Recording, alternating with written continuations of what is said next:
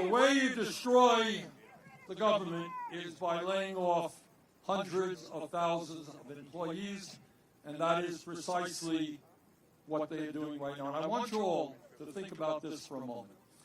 I know we all feel badly for those federal employees, people who have worked for the government for years, devoted their lives to public service, and you have Musk coming along and say, oh, we've determined your performance is poor, you're out of here, goodbye.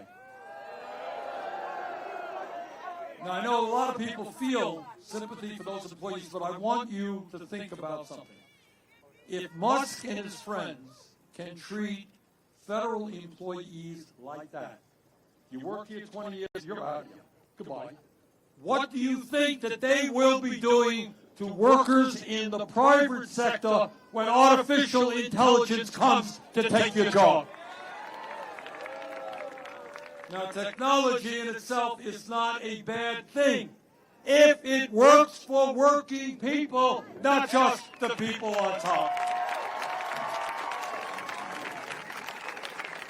But it is not just domestic policies of the Trump administration that we've got to fight. For the first time in our 250-year history, we have a president who is turning his back on democracy and allying us with authoritarianism and murderers like Vladimir Putin.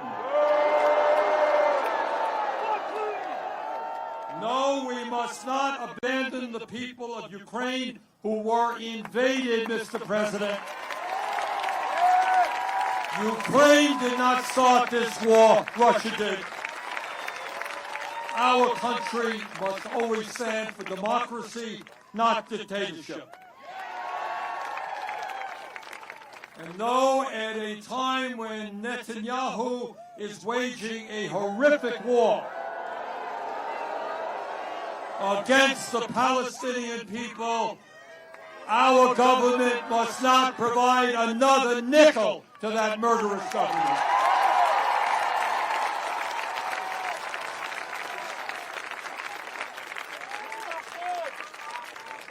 My friends, it is no great secret that our government is way out of touch with the needs of working families. I don't think anybody would deny it. You have a two-party system, both parties heavily dominated by big money interests. So our job in the coming weeks and months is not just to take Trump on in every step of the way, but it's to do more. It's to have a vision for where our country should be going. As the wealthiest nation on earth, to begin, it's important to know that we are not going to make the changes we need so long as we continue to have a corrupt campaign finance system.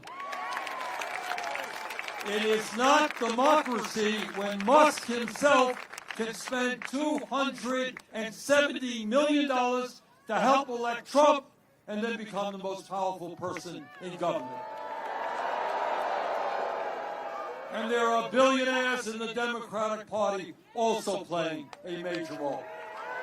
Our job is to overturn this horrendous Supreme Court decision on Citizens United and to move this country to public funding of elections, one person, one vote, not billionaires buying elections.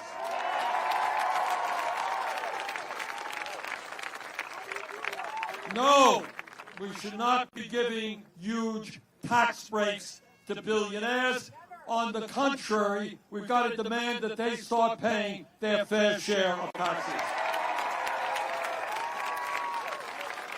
No. Tax the rich! Tax the rich! Tax the rich! Tax the rich! Tax the rich! That sounds pretty good up here.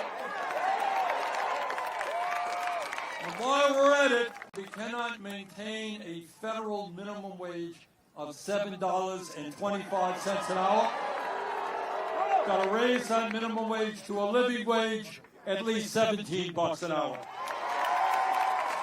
And we, all over this country, workers know that if you want decent wages and benefits and working conditions, You got to join a union.